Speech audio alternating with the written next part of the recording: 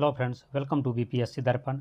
आज हम लोग यहाँ पर Edutoria current affairs practice set का 10 नंबर का स्टडी करेंगे। यह हमारा 10 नंबर प्रैक्टिस सेट का स्टडी होगा, जहाँ हमें 50 क्वेश्चन मिलेंगे। ठीक है, इससे पहले मैं 9 प्रैक्टिस सेट पहले ही अपलोड कर चुका हूँ। यदि आप उसे नहीं देखे हैं तो उसे एक बार ज़रूर देख लें। तो चलिए हम स्टार्ट करते हैं।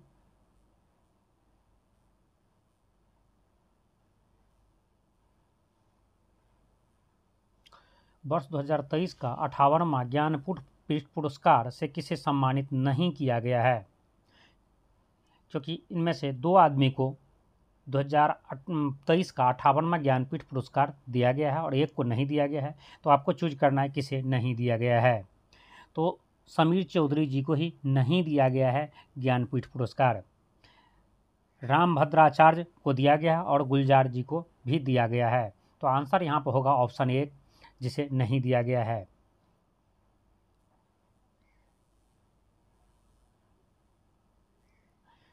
COP28 के संदर्भ में निम्नलिखित कथनों पर विचार करें और जो कथन सत्य है उसे टिक करें। COP28 का सम्मेलन दुबई में, जो संयुक्त अरब अमीरात में है, हुआ था, जिसमें 197 देश के प्रतिनिधि भाग लिए थे। यह सत्य है कि संयुक्त अरब अमीरात के दुबई शहर में, ठीक है, यूएई के अंदर में जो दुबई सिटी है, वहाँ पर COP28 का सम्मेलन हुआ था 2024 में, जिसमें 197 देश के प्रतिनिधि भाग लिए थे। इस सम्मेलन में वैश्विक परमाणु ऊर्जा क्षमता को 2050 तक 3 गुना करने का लक्ष्य की घोषणा की गई। यह भी सत्य है। तो इसका आंसर होगा ऑप्शन सी, 1 और 2 दोनों ही सत्य है।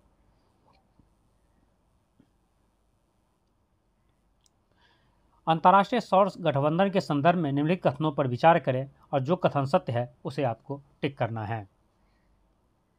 भारत और फ्रांस ने अंतर्राष्ट्रीय सौर गठबंधन की आधिकारिक घोषणा 30 नवंबर 2015 को पेरिस में की। यह सत्य है। देखिए, कई बार यह एग्जाम में क्वेश्चन पूछा गया है, तब से यह संगठन बना है अंतर्राष्ट्रीय सौर संगठन। तब से अंतर्राष्ट्रीय सौर संगठन की स्थापना 30 नवंबर 2015 को पेरिस में किया गया, इसकी घोषणा स्थापना के लिए, और जिसमें भारत और फ्रांस दोनों ने मिलकर किया था। यह सही कथन है। अंतर्राष्ट्रीय सौर गठबंधन का लक्ष्य 2050 तक 100 गीगावाट सौर क्षमता तैनात करना है। यह गलत है। इसका मुख्यालय नोएडा में है और डॉक्टर अजय सूद इसके निदेशक हैं। यह भी गलत है। इसका जो है मुख्यालय नोएडा में नहीं है, गुरुग्राम में है। माल्टा अंतर्राष्ट्रीय सौर गठबंधन में शामिल होने वाला 119वां देश बन गया है। यह भी सत्य है। तो इसके अकॉर्डिंग आपका आंसर होगा ऑप्शन सी, 1 और 4 सत्य हैं।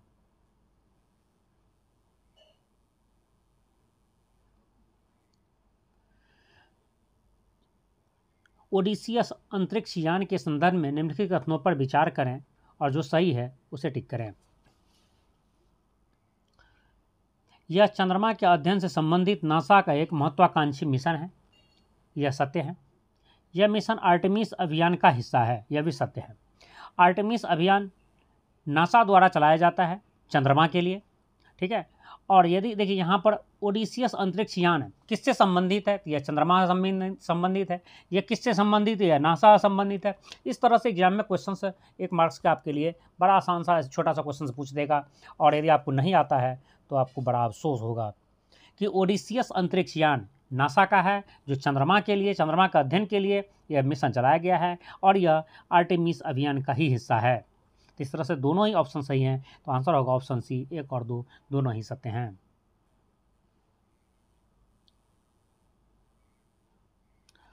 यहाँ पर आपको सूची मिलान करना है अंतर्राष्ट्रीय सम्मेलन और उसका मेजबान। ये सम्मेलन को मेजबान कौन सा देश किया है? संग्रीला डायलॉग जो है सो सिंगापुर में होता है। इसमें सिंगापुर में हुआ है। इसका आंसर होगा 2। म्यूनिख सुरक्षा सम्मेलन, ये जो है जर्मनी में होता है। जर्मनी का ही म्यूनिख एक शहर है, तो ऑब्वियसली म्यूनिख सुरक्षा सम्मेलन जर्मनी में है। रायसीना डायलॉग भारत में होता है। रायसीना हिल पर, हमारे राष्ट्रपति भवन जो है रायसीना हिल पर ही है, रायसीना पहाड़ पर है, ठीक है। बहुत पहले यहाँ पर रायसीना नाम का पहाड़ हुआ था, जिसे तोड़कर अंग्रेज ने यहाँ पर राष्ट्रपति भवन, वहाँ पर अंग्रेज जो उसमें वासराय हाउस था वो बनाया था, जो आज के राष्ट्रपति भवन है, जो नई दिल्ली में है। ठीक है, तो इसलिए रायसीना डायलॉग भारत में होता है।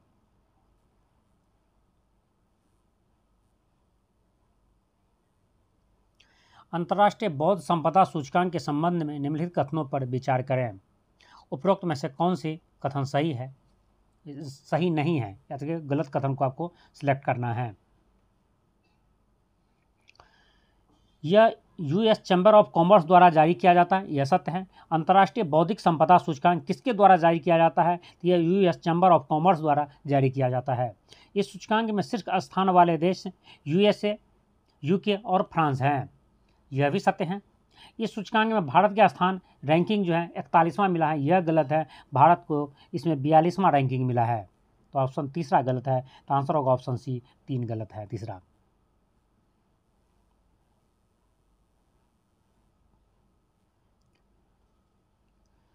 लोकपाल की स्थापना के संबंध में निम्नलिखित कथनों पर विचार करें। देखिए, यह क्वेश्चन कई बार एग्जाम में लोकपाल से रिलेटेड पूछा गया है, इसलिए आप उसे VVI करके याद रखें। लोकपाल की स्थापना लोकायुक्त अधिनियम 2013 के तहत की गई थी, यह सत्य है कि लोकपाल का स्थापना जो है लोकायुक्त अधिनियम 2013 के ही अधीन किया गया था। लोकपाल में एक सदस्य, एक अध्यक्ष और 7 सदस्य होते हैं, जिसमें 50% न्यायिक सदस्य होते हैं, यह गलत है, क्योंकि लोकपाल में एक अध्यक्ष के साथ साथ 7 नहीं 8 सदस्य होते हैं, ये याद रखेंगे। एक सदस्य, एक अध्यक्ष और 8 सदस्य उसमें होते हैं, जिसमें 50% न्यायिक सदस्य होते हैं, यह सत्य है। और न्यायिक सदस्य भी सुप्रीम कोर्ट के प्रेजेंट जज या पूर्व जज होना चाहिए, या हाई कोर्ट के मुख्य न्यायाधीश चीफ जस्टिस होना चाहिए, याद रखेंगे। इसके सदस्य कौन बन सकते हैं, सदस्य या अध्यक्ष, दोनों ही पोस्ट के लिए क्राइटेरिया है कि या तो वो सुप्रीम कोर्ट के वर्तमान जज हो या पूर्व जज हो, या हाई कोर्ट के मुख्य न्यायाधीश हो, प्रेजेंट का या पूर्व का। तो इसके अनुसार यह गलत है।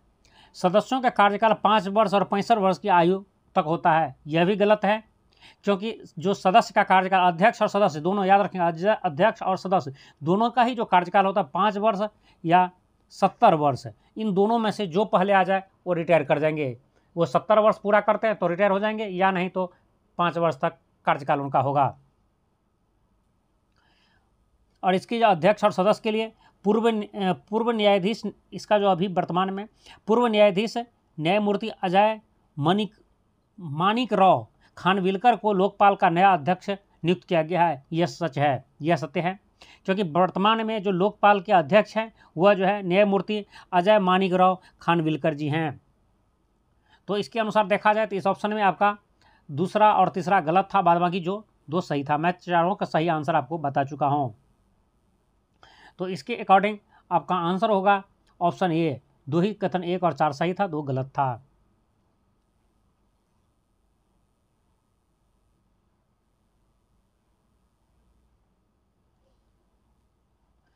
हाल ही में आदित्य L1 पर लगा plasma analyser package for Aditya पापा नामक पेलोड ने किसके प्रभाव का सफलतापूर्वक पता लगाया है।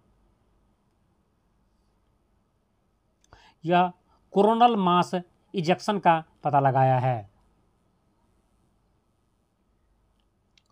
विश्व के सबसे बड़े मुक्त आवागमन वाले क्षेत्र में सेंगल जोन में वीजा मुक्त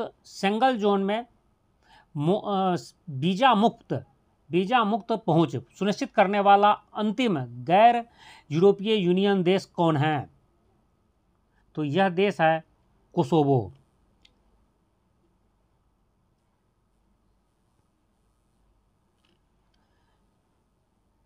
निम्नलिखित कथनों पर विचार करें और असत्य कथन आपको यहाँ से चूज करना है, इनमें से कौन सा असत्य है। स्वयं योजना की शुरुआत ओडिशा सरकार द्वारा किया गया है, यह सत्य है। सुचेता कर्नाटक सरकार द्वारा चलाया गया मैत्री लाभ योजना, यह गलत है। तो आंसर होगा आपका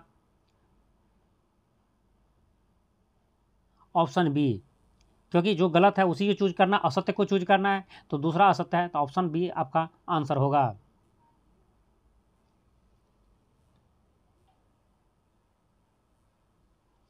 निम्न कथनों पर विचार करें, सत्य कथन का चयन करें। गगनयान मिशन में केवल मानव युक्त मिशन शामिल है,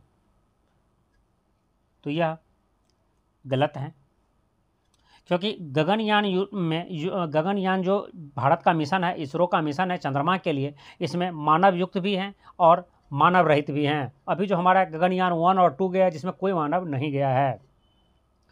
गगनयान के सभी मिशनों के लिए इसरो अपने LVM-3 रॉकेट का उपयोग करेगा, यह सत्य है। तो आंसर होगा ऑप्शन बी, केवल एक सत्य है। निम्नलिखित कथनों पर विचार करें, सत्य कथन का चयन करें। देश का सबसे ऊंचा स्काई डेक का निर्माण बेंगलुरु में किया जाएगा, यह सत्य है। उत्तर प्रदेश सरकार द्वारा स्कूली छात्रों के लिए सप्ताह में एक दिन बैगलेस स्कूल मनाने की फैसला किया गया है, यह गलत है। तो आंसर होगा ऑप्शन ए, केवल एक सत्य है। निम्नलिखित कथनों पर विचार करें और सत्य कथन का चयन करें। सर्वाधिक तेंदुओं की आबादी वाला tiger reserve Sariska tiger reserve है, यह गलत है। कि सर्वाधिक आबादी वाला जो टाइगर रिजर्व है वह जो है पन्ना टाइगर रिजर्व है, याद रखेंगे, पन्ना टाइगर रिजर्व जो MP में है, ठीक है। पन्ना टाइगर रिजर्व सर्वाधिक तेंदुओं की आबादी वाला टाइगर रिजर्व है जो MP में है, और MP में जो है टोटल टाइगर रिजर्व जो है टाइगर तेंदुओं की संख्या है 3907, ठीक है, जिसके वजह से सर्वाधिक तेंदुआ MP में ही हैं। ऐसे तेंदुआ स्टेट के नाम से भी MP को जाना जाता है, क्योंकि सर्वाधिक तेंदुआ MP में है।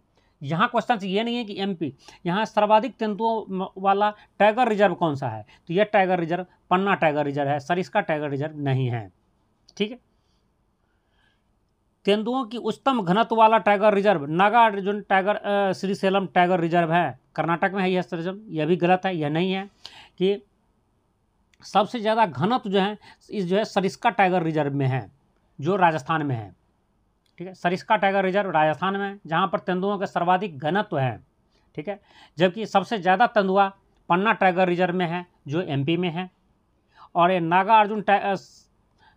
नागार्जुन सागर श्रीशैलम टाइगर रिजर्व कर्नाटक में है, ये यहाँ पर सही सेट नहीं कर रहा है, गलत है, ठीक है।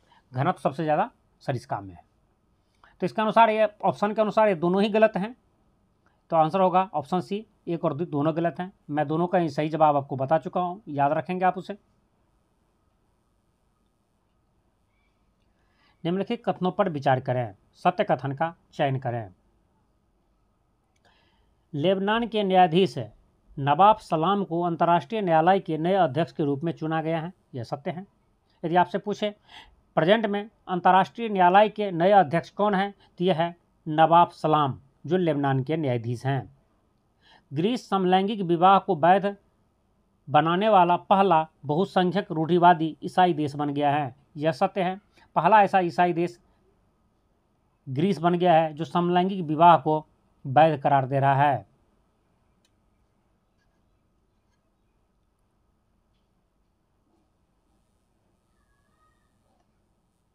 निम्नलिखित कथनों पर विचार करें और इसमें से भी सत्य कथन आपको चूज करना है, कौन सा सत्य है। गुवाहाटी में खेलो इंडिया यूनिवर्सिटी गेम्स 2023 का समापन हुआ है, यह सत्य है। आपसे एग्जाम में पूछा जाएगा सीधी सी, खेलो इंडिया यूनिवर्सिटी गेम्स 2023 का आयोजन कहाँ किया गया था, तो यह गुवाहाटी में किया गया था। चंडीगढ़ यूनिवर्सिटी 71 पदक के साथ समग्र रूप से शीर्ष स्थान पर रही हैं, यह सत्य है। सर्वोच्च स्थान इसमें जो है सबसे ज़्यादा पदक जो है चंडीगढ़ यूनिवर्सिटी को मिला है, फर्स्ट रैंक चंडीगढ़ यूनिवर्सिटी का है।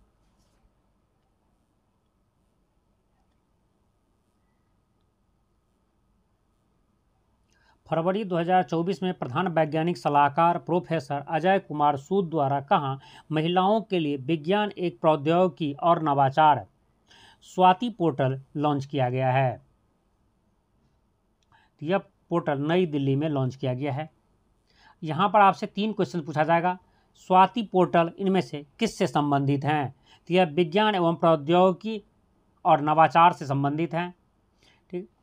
इसे किसके द्वारा लॉन्च किया गया है, तो यह भारत के प्रधान वैज्ञानिक सलाहकार अजय कुमार सूद द्वारा लॉन्च किया गया है। कहाँ लॉन्च किया गया है, तो नई दिल्ली में लॉन्च किया गया है। ईपीएफओ द्वारा कर्मचारी भविष्य निधि ईपीएफ जमा पर ब्याज दर वर्ष 2023-24 के लिए बढ़ाकर कितना प्रतिशत कर दिया गया है? तो यह 8.25% कर दिया गया है। किस देश में बहुराष्ट्रीय सैन्य अभ्यास शांति प्रयास 4 का आयोजन किया जा रहा है? तो यह नेपाल में किया जा रहा है। तो इस क्वेश्चन को भी याद रखेंगे, हमारे पड़ोसी देश नेपाल में यह अभ्यास हो रहा है। कौन सा अभ्यास है? शांति प्रयास 4 का आयोजन नेपाल में किया जा रहा है। यह बहुराष्ट्रीय सैन्य अभ्यास है।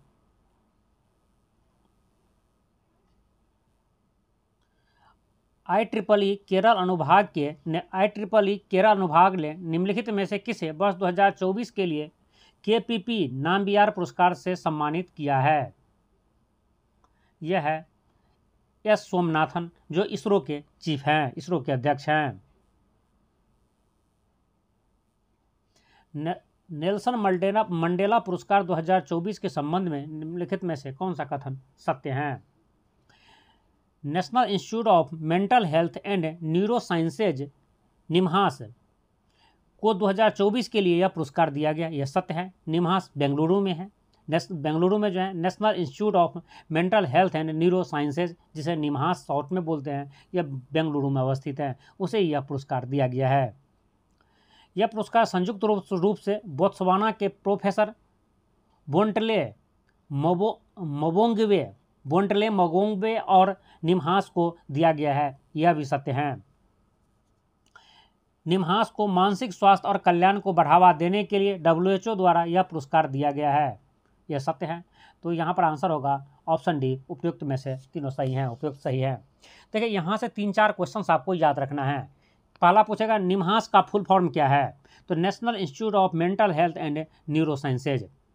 यह कहाँ है? तो यह बेंगलुरु में है, जिसे WHO द्वारा नेल्सन मंडेला पुरस्कार 2024 दिया गया है। एग्जाम में यह भी पूछा जा सकता है नेल्सन मंडेला पुरस्कार किसके द्वारा दिया जाता है? तो WHO द्वारा दिया जाता है।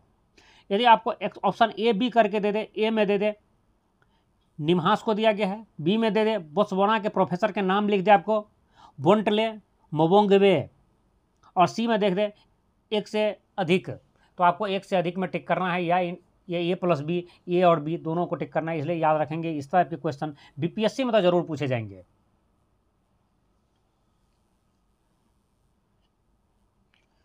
फरवरी 2024 को भारत के मैया बंदरगाह, जो पश्चिम बंगाल, और किस देश के सुल्तानगंज बंदरगाह के बीच जहाज़ों की पहली परीक्षण आवाजाही शुरू हुई है? यह देश है बांग्लादेश। 12 फरवरी 2024 को ही भारत और बांग्लादेश के बीच में एक रूट डिसाइड किया गया, जहां पर परीक्षण शुरू हो गया है, जहां जलयान पोत उस पर चलेंगे। उनमें जो 2 बंदरगाहों को कनेक्ट किया गया, एक है मैया बंदरगाह जो पश्चिम बंगाल में है, और दूसरा है सुल्तानगंज बंदरगाह जो बांग्लादेश में है। यहाँ से एक क्वेश्चन और आपके एग्जाम में पूछे जा सकते हैं जो कन्फ्यूजन पैदा करेंगे। पहला तो यही होगा कि मैया बंदरगाह कहाँ पर है? वो इंडिया में है, पश्चिम बंगाल में है। दूसरा, सुल्तानगंज बंदरगाह कहाँ पर है? यदि ये क्वेश्चन पूछा जाए तो बहुत सारे, यदि BPSC में क्वेश्चन पूछ दे तो मैं आपको बता सकता हूँ कि 90% स्टूडेंट यदि जो ना पढ़े होंगे वो कन्फ्यूज होंगे और गलत मार के आंसर बिहार आएंगे या इंडिया आएंगे, क्योंकि सुल्तानगंज एक जगह है बिहार में जहाँ से भोला बाबा को जल चढ़ाने के लिए यहाँ जल भरे जाते हैं। धार्मिक रूप से यह बहुत ही पवित्र स्थान है। गंगा नदी में यहाँ से पानी सुल्तानगंज में ही लेते हैं, यहाँ से जल भरते हैं और बैद्यनाथ धाम में बाबा को चढ़ाते हैं। तो इसलिए बहुत सारे बिहार के जितने भी लोग हैं सुल्तानगंज से ऑलमोस्ट परिचित होंगे। तो यदि सिंपल से क्वेश्चन पूछ दे सुल्तानगंज बंदरगाह इनमें से कहाँ है, ऑप्शन में दे दे भारत, बांग्लादेश, नेपाल, साउथ अफ्रीका, तो जनरली स्टूडेंट इस सब के सब इसमें भारत में टिक करेंगे, बांग्लादेश करेंगे ही नहीं। इसलिए याद रखेंगे सुल्तानगंज जगह इंडिया में है, बिहार में, लेकिन सुल्तानगंज बंदरगाह की जो यहाँ पर बात हो रही है यह बांग्लादेश में है।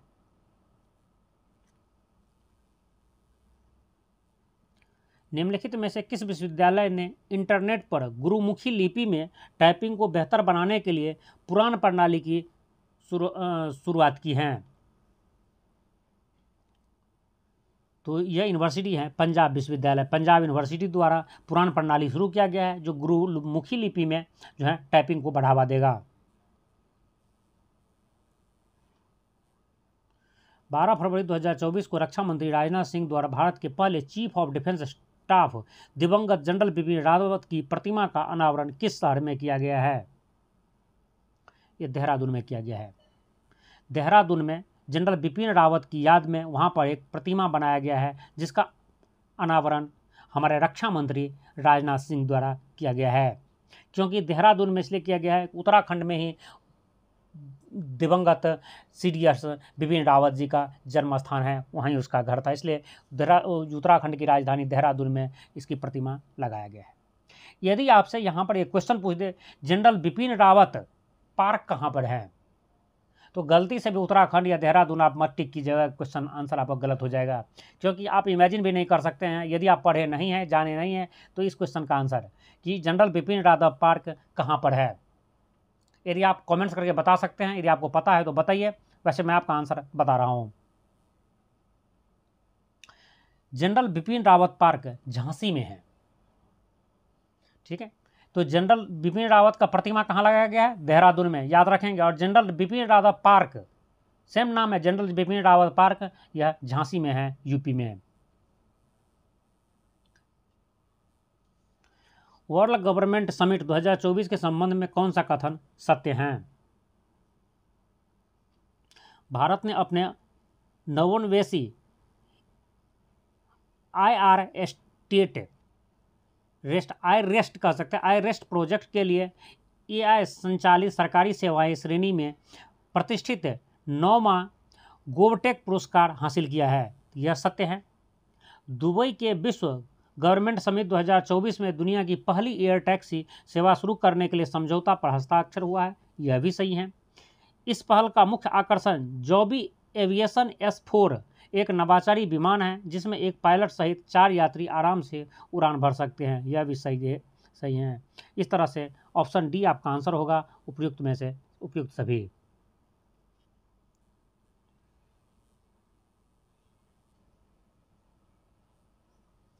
कृषि वानिकी के माध्यम से बंजर भूमि को हरा भरा बनाने के लिए एवं उसका जीर्णोद्धार करने के लिए किस संस्था मंत्रालय द्वारा ग्रो पहल की शुरुआत की गई है? तो यह है नीति आयोग द्वारा शुरू की गई है। आपसे एग्जाम में सीरीज क्वेश्चन पूछेगा, ग्रो पहल किसके द्वारा शुरू किए गए? तो यह नीति आयोग द्वारा शुरू किया है। ग्रो पहल की शुरुआत संबंध किससे है? तो यह बंजर भूमि को हरा भरा करने से है, उसके जीर्णोद्धार करने से है।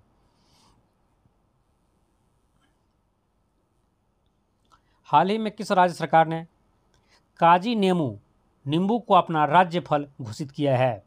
तो राज्य असम है। काजी नींबू को ही बिहार में कागजी नींबू बोला जाता है। तो काजी नींबू वही लंबी वाली नींबू होती है, एक राउंड वाली नींबू आप देखे होंगे, और बिहार में और अदर कई जगहों पर मैं लंबे वाले के नींबू देखे होंगे नींबू। तो काजी नींबू वही लंबे वाले हैं, जिसे असम सरकार द्वारा उसका राज्य फल घोषित किया गया है। 14 फरवरी 2024 को प्रधानमंत्री नरेंद्र मोदी ने अबू धाबी के पहले हिंदू मंदिर BAPS मंदिर का उद्घाटन किया। इसका निर्माण किस वास्तुकला में किया गया है? इसका नागर शैली में किया गया है। उत्तर भारत के जितने मंदिर हैं सब के सब नागर शैली में बनाए गए हैं, जबकि दक्षिण भारत के मंदिर द्रविड़ शैली में बनाए गए हैं। तो याद रखेंगे ये भी चीज़। साथ ही आपको अबू धाबी में जो मंदिर बने हैं, UAE की राजधानी अबू धाबी में, वहाँ पर इसे नागर शैली का मंदिर बनाया गया है। भारत के ओलंपिक स्वर्ण पदक विजेता नीरज चोपड़ा को किस देश के जंग फ्रंटेज आइस पैलेस में एक स्मारक पट्टिका से सम्मानित किया गया है? वह स्विट्जरलैंड में किया गया है। अंडर 19 विश्व कप 2024 का खिताब भारत को हराकर किस देश ने अपने नाम किया है? तो ऑस्ट्रेलिया ने।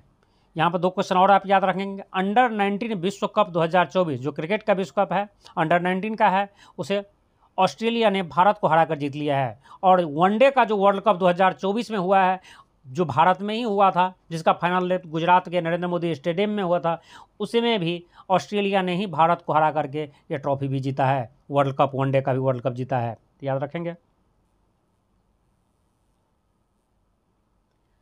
12 फरवरी 2024 को भारत की unified payments interface UPI card सेवा किस देश में लॉन्च किया है? रुपये कार्ड सेवा जो है किस देश में लॉन्च किया है? यह सिंगापुर और मॉरिशस दोनों ही देश में लॉन्च किया है। ऑप्शन बी और सी, सॉरी सिंगापुर नहीं है, मॉरिशस और श्रीलंका में लॉन्च किया है, इसलिए आंसर होगा ऑप्शन डी, बी और सी दोनों। देखिए यह क्वेश्चन अभी रिसेंटली बीपीएससी द्वारा जब बिहार टीचर का एग्जाम लिया गया है, इसमें सेम यह क्वेश्चन पूछा जा चुका है, इसलिए आप इसे वेरी वेरी इंपॉर्टेंट करके याद रखें। यूपीआई सेवा हाल फिलहाल में 2 देशों में शुरू किया गया है, मॉरिशस में और श्रीलंका में।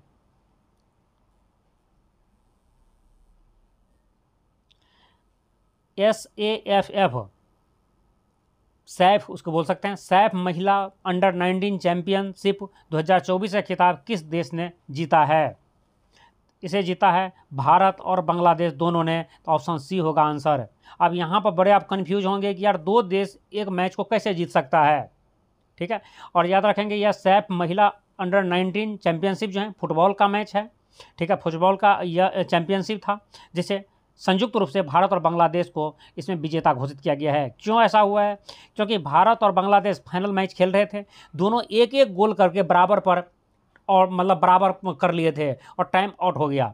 फिर दोनों को पेनल्टी शूट लगाने के लिए दिया गया था। पेनल्टी शूट जिस तरह से आप जानते होंगे, जिससे फाइनल में लास्ट में जाकर के जब दोनों का टाई हो जाता है तो पेनल्टी शूट से उसका रिजल्ट निकाला जाता है। पेनल्टी शूट भी दोनों ने सेम कर लिए, 11-11 पेनल्टी शूट, 11-11 गोल दोनों ही टीम ने कर लिए थे। भारत भी 11 गोल किए अपने पेनल्टी शूट में और बांग्लादेश ने 11 गोल किए थे।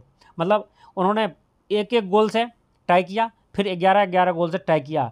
फाइनली भारत और बांग्लादेश दोनों को ही विजेता घोषित कर दिया गया। तो इसलिए याद रखें कि यह भी क्वेश्चन वेरी इंपॉर्टेंट है, यहाँ से क्वेश्चन पूछा जा सकता है, क्योंकि जनरली स्टूडेंट्स एग्जाम में और बीपीएससी में तो जरूर पूछा जाएगा। क्योंकि यहाँ पर option A Bharat, option B Bangladesh, option C में श्रीलंका रहेगा, ऑप्शन डी में एक से अधिक। तो भाई हम कॉमन सेंस लगाएंगे कि यदि कोई जीता होगा तो या तो भारत जीता होगा, या बांग्लादेश जीता होगा, या श्रीलंका जीता होगा। एक से अधिक का तो मतलब ही नहीं बनता है। तो यदि आप ये नहीं जानते हैं, आपको याद नहीं रहेगा, तो ये 200% क्वेश्चन इमेजिन करके गलत ही होगा, ठीक है। तो उससे रट जाएं आप, भारत और बांग्लादेश दोनों ही यह मैच जीता है, दोनों ही विनर है इसका। भारत की पहली हाइपर वेलोसिटी विस्तार सुरंग परीक्षण सुविधा निम्नलिखित में से किस संस्था द्वारा विकसित किया गया है? तो यह विकसित किया गया IIT कानपुर के द्वारा। 6 फरवरी 2024 को केंद्रीय संस्कृति मंत्री जी किशन रेड्डी द्वारा भारत के पहले डिजिटल राष्ट्रीय पुरालेख संग्रहालय के आधारशिला कहाँ रखी गई हैं? इसकी आधारशिला रखी गई है हैदराबाद में। भारत के पहले डिजिटल राष्ट्रीय पुरालेख संग्रहालय हैदराबाद में बनेंगे।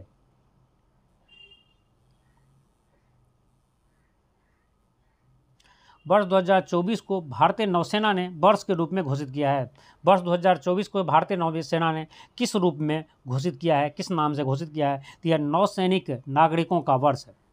नौसैनिक नागरिकों के वर्ष के नाम से 2024 को भारतीय नौसेना द्वारा घोषित किया गया है। फरवरी 2024 में किस देश में एकीकृत भुगतान प्रणाली UPI की औपचारिक शुरुआत की गई है? फ्रांस में की गई है।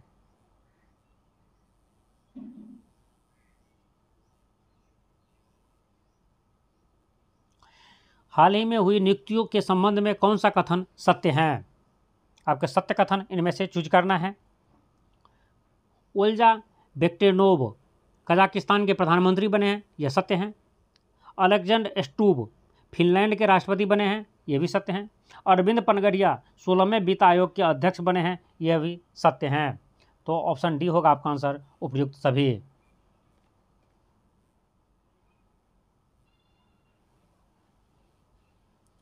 निम्नलिखित में से कौन सा राज्य समान नागरिक संहिता विधेयक पास करने वाला भारत का पहला राज्य बन गया है? तो वो राज्य है उत्तराखंड है। उत्तराखंड भारत का पहला राज्य है जिन्होंने सामान्य नागरिक संहिता विधेयक पास कर दिया है अपने विधानसभा से। 6 फरवरी से 9 फरवरी 2024 तक पहले बिम्स्टेक एक्वेटिक्स चैंपियनशिप का आयोजन कहाँ किया गया है? यह नई दिल्ली में किया गया है।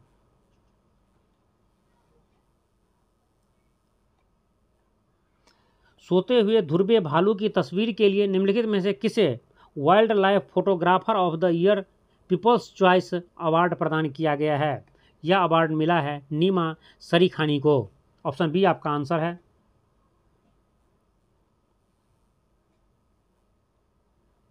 फरवरी 2024 में स्थिर और टिकाऊ हिंद महासागर की ओर थीम पर आधारित 7वां हिंद महासागर सम्मेलन का आयोजन किस देश में किया गया है? यह ऑस्ट्रेलिया में किया गया है। यहाँ पर 2 क्वेश्चन आपसे पूछे जा सकते हैं सीधा सीधा। 7वां हिंद महासागर सम्मेलन कहाँ पर आयोजित हुआ है? तो यह ऑस्ट्रेलिया में आयोजित हुआ है। इसका थीम या इसका विषय क्या है? यह स्थिर टिकाऊ हिंद महासागर की ये इसका विषय है, थीम है। बिहार राज्य आपदा प्रबंधन प्राधिकरण ने किसके सहयोग से novel initiative technological intervention for safety of human life Nitish उपकरण विकसित किया है? यह IIT पटना के मदद से विकसित किया है। देखिए यहाँ से भी 2 क्वेश्चन। नीतीश उपकरण किसने विकसित किया है? तो वह बिहार सरकार ने विकसित किया है। किसकी मदद से किया है? तो IIT पटना के मदद से विकसित किया है। नीतीश का फुल फॉर्म क्या है? तो यहाँ पर ये भी लिखें, novel initiative technological intervention for safety of human life.